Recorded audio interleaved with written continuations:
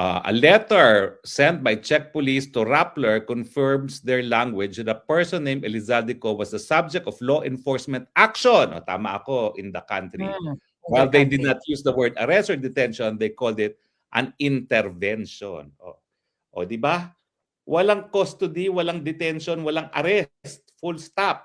Ano ibig sabihin yan? Alam mo, kasi may personal experience ko dito sa Europe. Naalala mo, partner, nung ako ay una nilang tangkaing padala dito sa Austria na ayaw ko dahil meron akong medical certificate na not fit to fly.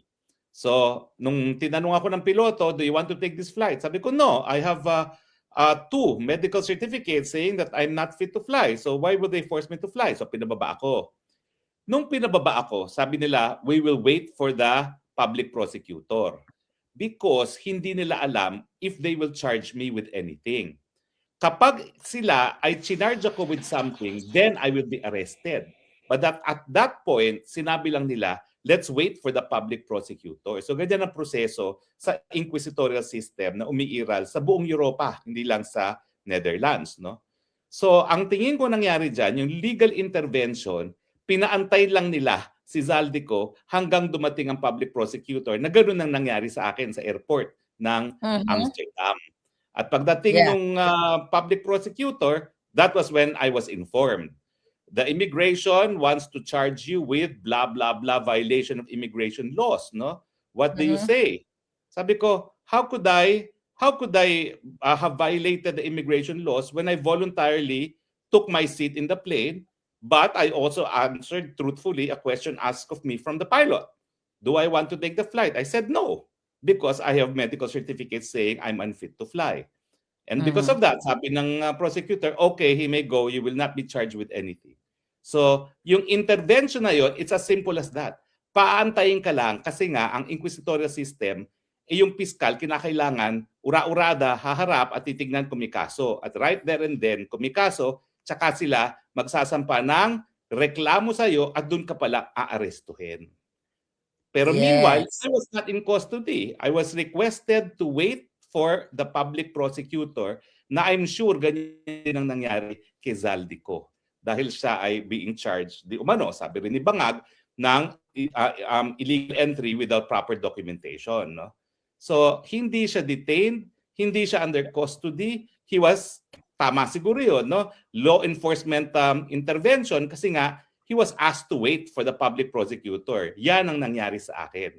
But wala akong record of arrest, wala akong record of having been detained, wala akong record of having been in custody. Kaya nung tayong dalawa ay nagtatanong sa kapulisan, wala talagang record na merong na-arrestong Elizaldico. Yes. So second paragraph, folks. Paliwanag natin sa ating mga kababayan. That is noteworthy because it constitutes independent confirmation from Czech authorities that official police action involving Ko took place, even as exact legal nature of that action has not yet been specified. Kalokohan na yan. Opinion na yan ng Rappler. Kasi hindi sinabing arestado, hindi sinabing in custody, hindi sinabing na-detain, conclusion na lang yan ng Rappler. Dahil nga ang Rappler, alam mo naman yan, hindi ko alam kung bakit ngayon talagang kasabwat nila itong mga bangag, di ba? Okay. Tignan mo yung last na paragraph. Basahin mo. It comes amid efforts by some personalities and bloggers to completely dismiss without proof the president's announcement that Ko had been arrested. Ano pa bang proof ang gusto niyo? Kayo na nga kumuha ng konfirmasyon na hindi inaresto, hindi na-detene. Ano pang proof ang gusto niyo? Pangalangan niyo na ako at ikaw. Pangalangan niyo si Harry Roque at si Marlica. O di ba? Kami ang nagsabi ng totoo at ang fake news ang presidente dahil hindi sinabi ng kapulisan ng Austria na naaresto, na-detain o na-custody nila si Zaldico. Kasi kung na-aresto, na-detain at na-custody, edi sinabi na nila. Pero kasi yung ginawa sa aking proseso, kaya ako kampante na sinasabi kong fake news yan, yung time na nag-aantay kami sa police, antay lang yun. You're not in custody.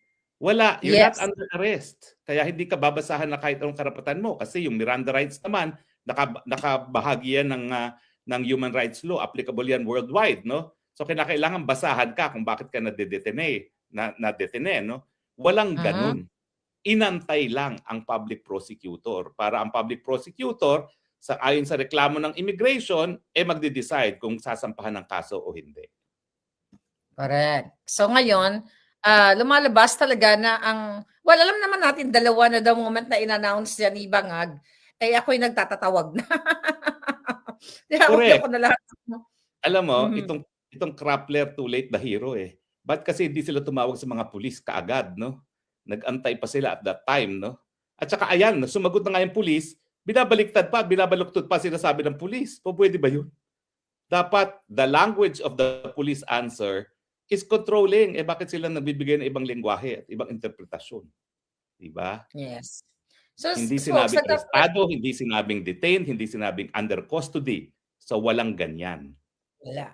And also, nagsalta si Attorney Garbin, yung abogado ni Zaldico, na may nag-text daw sa kanya o nag-message sa kanya na malapit na kapamilya na tinanong niya kung kumusta si Zaldico. Ang sabi niya, everything is fine. Well, I can confirm also na may personal knowledge ako na he is not detained, he is free as a bird, and everything that Bangag Jr. said is fake news. Kaya malakas ang loob ko na yung tao mismo na pinag-uusapan na nagsabi sa akin, everything is fake news. Everything is fake news. Sino yon? Di ba? Bangag, 1, 2, 3. Bangag, bangag, bangag. Bangag, bangag, bangag. Bangag, bangag, bangag. O, di ba? Anyway. So ngayon, sabi meron pang next. Balikan natin yung unang statement ni Marcos. So ang sinasabi niya, naka-aresto, naka-custody itong si Zaldico, nahuli. Tapos, gumagawa ng hakbang ang gobyerno para maibalik siya. Ay, di ba? Yes. Take away. Kasi hindi naman aresto, hindi naman na-detain. So, anong gagawin niyang mga hakbang para maibalik si Zaldico, no? Siguro, pwede siya mag-request, no, sa Czech government. Pero dahil wala namang extradition treaty sa panig ng Pilipinas at ng Czech Republic, hindi siya pwedeng makahingi na ibalik dahil walang legal na basihan. Pwede yun siguro pagkakaibigan, no? Pero sa Europe kasi, meron silang European Convention on Human Rights, no? Na talaga nagbabawal na extradite ang isang tao kapag merong banta na siya ay matotorture o mapapatay dito sa Pilipinas. At si Zaldico naman, siguro naman alam na ng Czech authorities kung bakit controversial itong si Zaldico dahil ikaw, ako, at saka ang Krappler, tawag ng tawag sa kanila, alam na nila kung ano nangyayari, no? At malalaman na ng Czech authorities, ay, ito palang whistleblower laban sa presidente ng Pilipinas na corrupt yung presidente mismo. Pwede talagang mapatay ito. At I doubt, in the absence of an extradition treaty, napapansinin sila ng Czech government. At sa tingin ko nga, wala na po ngayon si Zaldico sa Czech Republic.